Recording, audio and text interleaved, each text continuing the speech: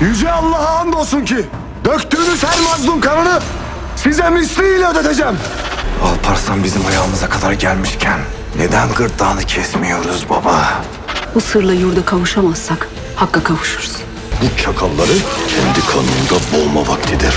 Buna kim nasıl cüret edebilir?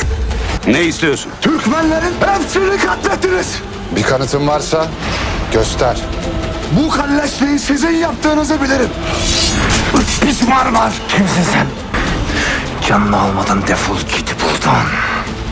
Ben avucunda kanla doğan Oğuz'un aslı, Selçuk'un nesli Muhammed Alparslan.